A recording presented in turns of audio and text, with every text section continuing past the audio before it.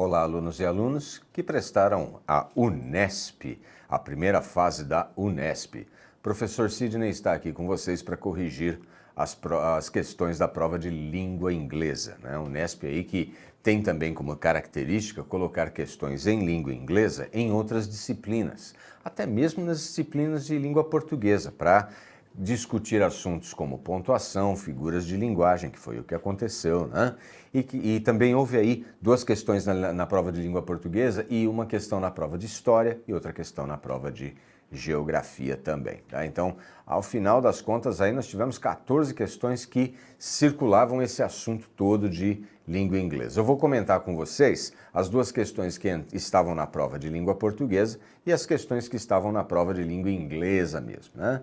Então, você percebendo aí que o inglês vem tomando um certo espaço adicional em relação ao que ocupava anteriormente. Então, língua inglesa aí sendo mais utilizada como instrumento de comunicação e instrumento de aquisição de cultura também, né? Mas é isso, pessoal. Vamos aqui começando com a primeira questão, que foi uma questão que estava dentro da prova de língua portuguesa, né? Olha lá, é um quadrinho, um cartoon, na verdade, uma charge. Diz assim: examine o cartoon de Christopher Wyant, publicado em sua conta de Instagram. E aí foi publicado em 2018, esse cartoon. E você vê ali uma pessoa, né, um preso, um imperador, um rei cruel ali, né, falando com ele. E aí vem a legenda embaixo para a gente saber do que se trata, né, porque que essa pessoa está presa e sendo torturada ali. If I didn't believe in free press, would I be giving you this interview? Né? Ou seja, traduzindo, se eu não acreditasse numa imprensa livre, eu estaria te dando essa entrevista. Então, né, quer dizer, provavelmente quem está preso ali é quem? Um repórter, né? E ele deve estar, pela cara dele, criticando ou questionando o rei, né? Mas você não acredita numa imprensa livre? Eu estou aqui preso, né, sofrendo uma tortura, você não acredita em imprensa livre? E aí o rei ironiza, né? Claro que eu acredito na imprensa livre, senão eu não estaria aqui te dando essa entrevista, né? Então, você vê que atinge justamente aí um humor, né? Por conta justamente dessa ironia que é aquela figura de linguagem que você está dizendo uma coisa, mas quer dizer outra, né? Você está falando uma coisa, mas significa outra.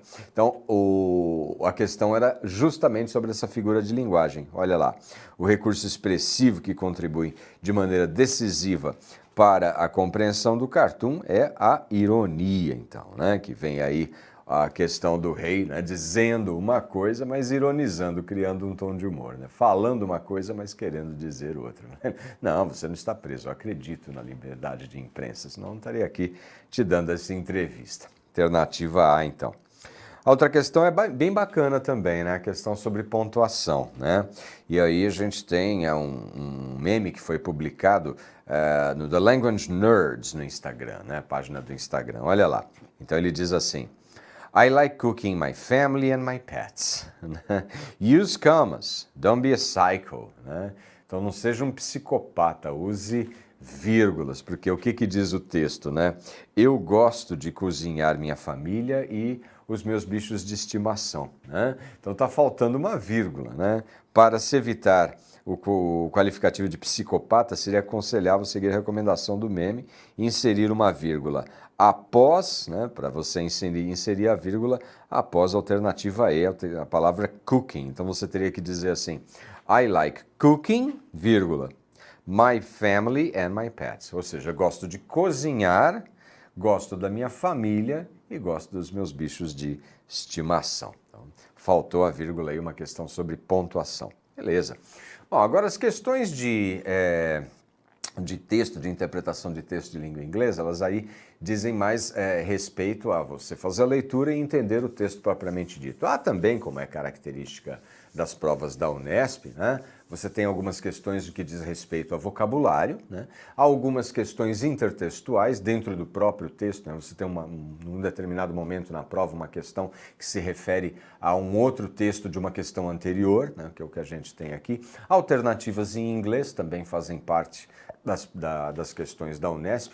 Então, a prova da Unesp, ela assim, não tem um grau de dificuldade muito grande nas questões, mas ela tem mais questões e tem questões com alternativas em língua inglesa, ok? Bom, vamos ver essa primeira aqui. Vamos lembrar sobre o que é esse texto? Olha lá. Education for Sustainable Development. Então, educação para um desenvolvimento sustentável, né? E aí diz assim, projects from Botswana, Brazil and Germany win UNESCO Japan Prize on Education for Sustainable Development. With a world population of 7 billion people and limited natural resources, we as individuals and societies need to learn to live together sustainably.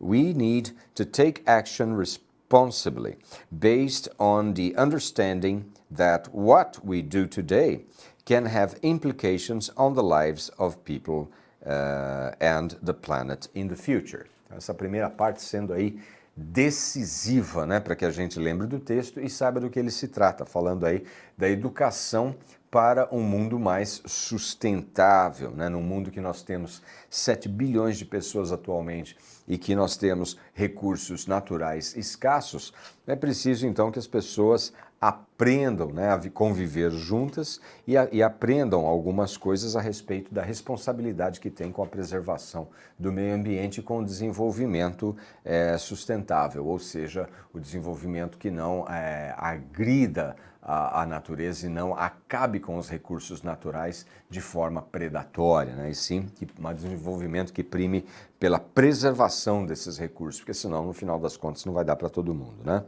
É um texto longo, né? Tem aquela primeira parte, mais uma segunda aí que menciona a Unesco, e a questão era, de acordo com o primeiro parágrafo, é importante promover o desenvolvimento sustentável, porque, alternativa A, há muitas pessoas e poucos recursos naturais. É aquela história que ele fala de 7 billion people and limited resources. Essa passagem está no texto, né? Que ele fala aí, de acordo com o primeiro parágrafo, é importante promover as investições porque há muito mais pessoas e poucos recursos naturais. Ele faz justamente o contraste, né, através do número 7 billion, que é um número grande, e limited, que ele já fala com relação aos recursos, a palavra limitado aí para os recursos. Okay?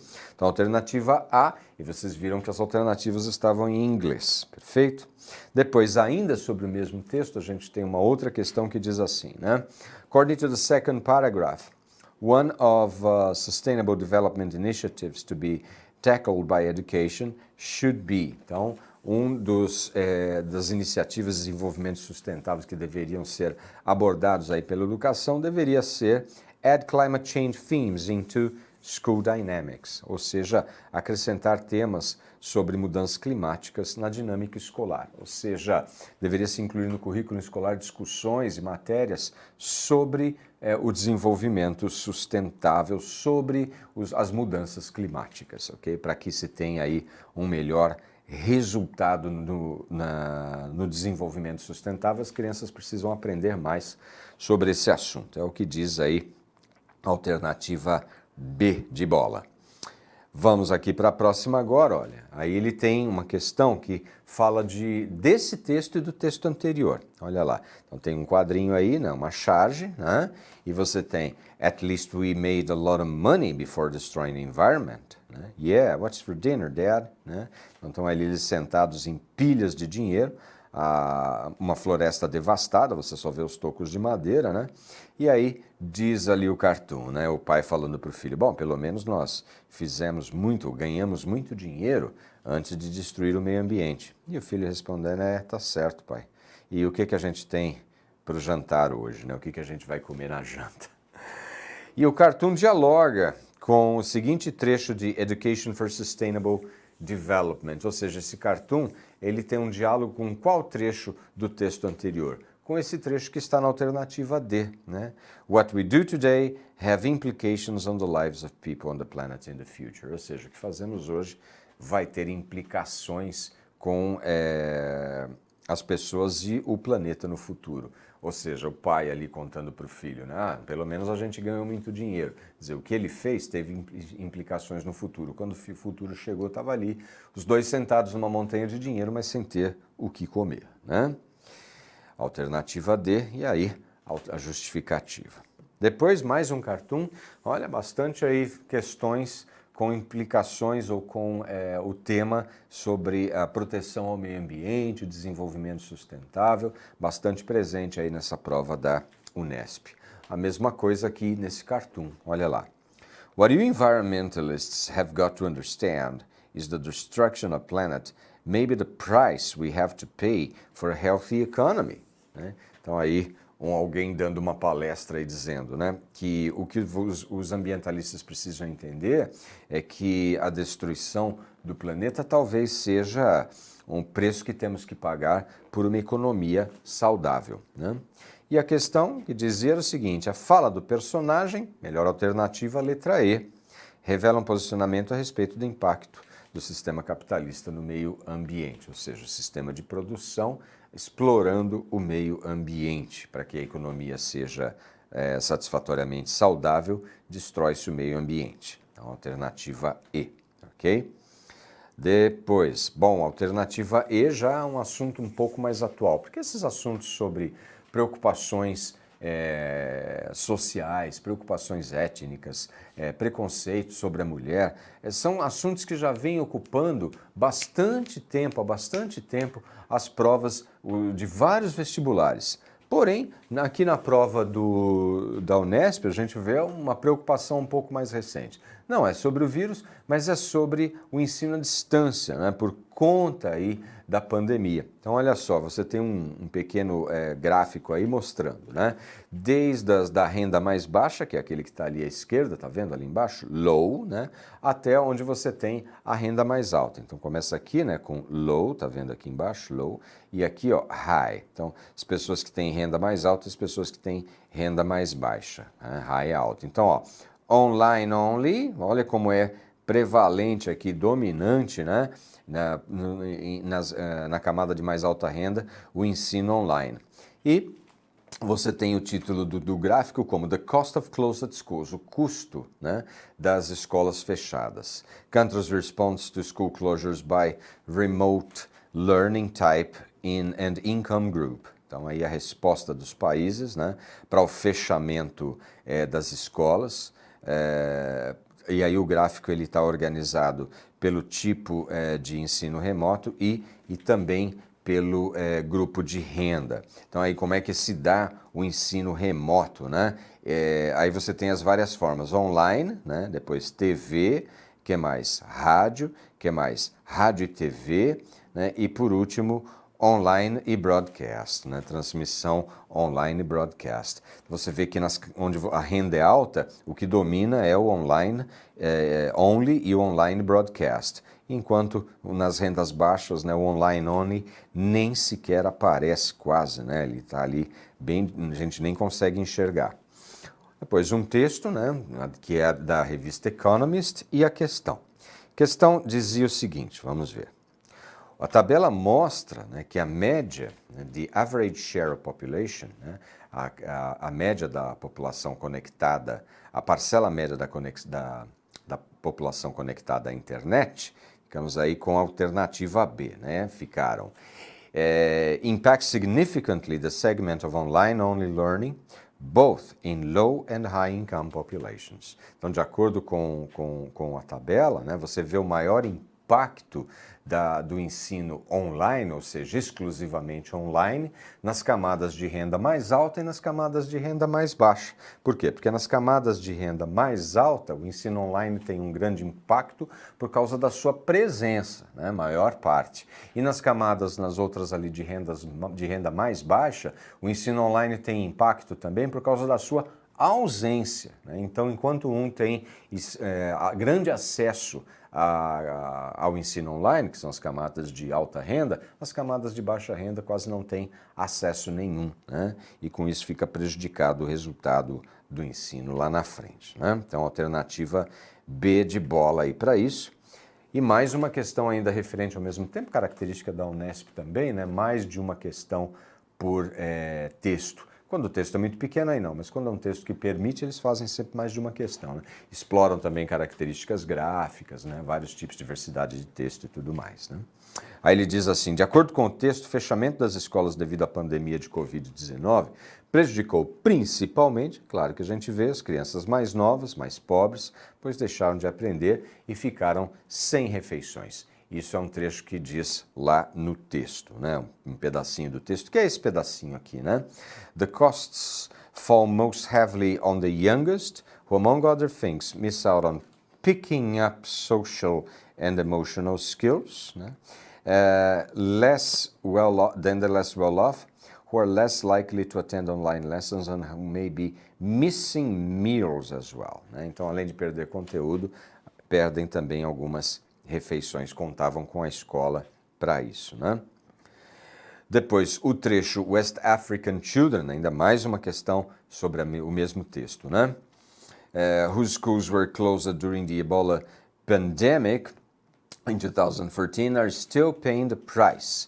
Então, olha só, eles já tiveram na África, né, um lockdown, né, um fechamento das escolas por conta da pandemia, ou da epidemia, desculpem, de ebola. E aí ele fala, né, que o trecho indica, né, por conta disso, que na região as crianças ainda sofrem as consequências do fechamento das escolas. Então as escolas foram fechadas, né, naquela região da África por conta do ebola e até hoje as crianças ainda sofrem a consequência ou as consequências desse fechamento, né?